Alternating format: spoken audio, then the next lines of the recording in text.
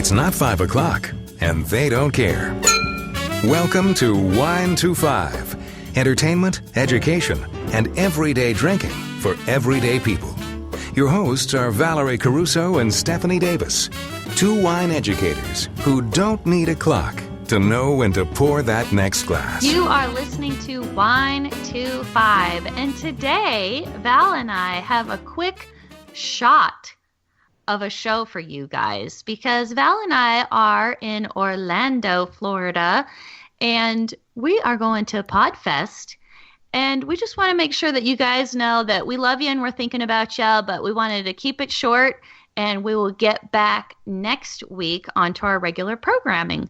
But for now, why are we going to Podfest anyway, Val? Well, you know, besides the fact that it's in the sun, in sunny Florida for a while, and okay, yeah, maybe my parents are right down the road, so I get to visit them for a couple days, which is also cool, but Podfest. You know what, guys? This will be our first time going to a podcasters multimedia conference, and the reason we're going to do this, it's kind of the same thing we do for any conference we go to in the wine world. You know, we want to up our game a bit. So when it comes to the show, we definitely want to make it the best it can be, and we want to make sure that you, our listeners, get the most from your time with us when we're yammering away in your headphones or wherever you're listening, in your car or whatever.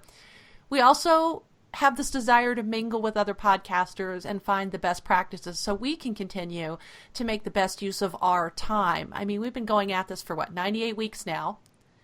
The show is growing, and we definitely want to be able to sustain the show and sustain the growth. And we want to make more efficient use of our time so we can put more into bringing you the best content, because, you know, we don't want to go batshit crazy spinning our wheels to produce a show if it's not the best show it can be, right? Right. Of course, we want to be more responsive to the needs and the wants of our listeners. So this will hopefully give us like kind of a best practices perspective. And of course, we'll also be attending the premiere of The Messengers, a podcast documentary, and the red carpet event. So that's going to be a lot of fun, and we expect this project to be a lot like Somm, for those of you that saw it, except with microphones and headphones instead of corkscrews and wine glasses, right, Steph? That's so, yes, exactly. On point, Val. And we will also be posting all of these fun things that we're doing, the people we're meeting, you know, the red carpet event. So keep an eye out on social media for Val and I and our little faces showing up in Orlando. We'll tell you what we're doing, who we're meeting, and all that fun stuff. So yeah, and also we are supporters of The Messengers podcast documentary as well. So if you guys do see the documentary, be sure to look for our logo and our information as well. Yeah, we wanted to support them and back them up financially, so we did it. So, you know, to keep this episode short and just a shot, I thought it would be fun to talk about, okay, where did the term shot, like shot of whiskey and a shot glass, where did that really come from? Well, after you do some digging, see, because this all sort of came up because my friend John in Steamboat started telling me how, did you know that the term shot comes from a bullet like the size of the shotgun bullet? Wait. This is my shot bullet. What? What is that? Well, this is actually a shell from an AC-130 gunship from one of their guns. But how would you like to drink out of that? My God, you need to take a picture of that, and that needs to go in the show notes for sure. Well, you said shot and bullet. I'm like, oh yeah, I've got this giant. What is that? Like here. 2 feet? I mean, like seriously. I know, it's huge. Yeah. That is hilarious. Yes. Okay. So there's multiple legends about where this word and the term comes from. So, you know, is it really the shotgun bullet? Some sources say no, but it also is out there that it's a term used for the glass that was used to put your writing quill in, right? So that was the shot.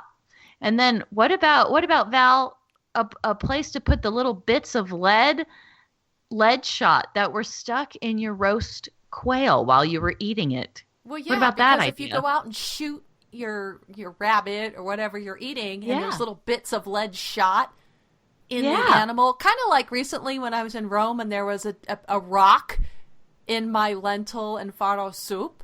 You know, so if I had had a little shot glass, think of like, okay, when you're getting rocks or lead shot out of your food, you're putting them in this tiny little glass next to your plate. So there is a rumor that could be one of the theories as well. But we'll put some links up so you guys can kind of make your own opinion or make your own judgment, or maybe you have a more reliable source that you can share with us. Or you have a really funny idea of what it means. Please share that with us too, because we can appreciate good laughs. Yeah, but I like this. Oh my gosh. Yes. That is something to be seen there, Val. Yeah, try getting it through an airport. That was fun.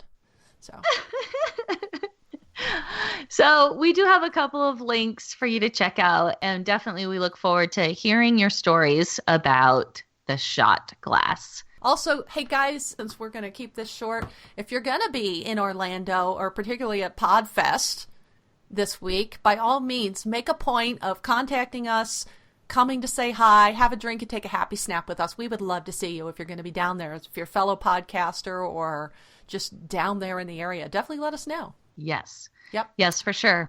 And I think we need to give some Patreon love. Even though we're keeping it short, we love these guys so much. How about shout out to our tenacious tasters, Jeff E. from the Hilarious Drinking Show, We Like Drinking, Lynn from the awesome wine blog Savor the Harvest, and Sebastian from Sassy Italy Tours. We love you guys. Thank you so much. And to our It's Not 5 o'clock and We Don't Care listeners, thank you, Meg from South Dakota, Clay from Arizona, John in California, Andrew in Illinois, Michelle in Nevada, and Aswani in California. Thank you so much, you guys. Yes, guys, thank you so much. We really appreciate your support of the show. We appreciate all our listeners, so please share us. Share us in your online communities. Connect with us on social media. You all know where to find us, and you all know where to send us your SpeakPipe message or your comments or your wine oops moment. But we're going to get back to Podfest, guys. We will be back with you next week.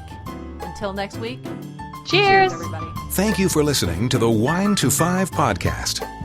Be sure to check us out at Facebook/WineTWO5 and tune in next week for more fun and useful sip tips.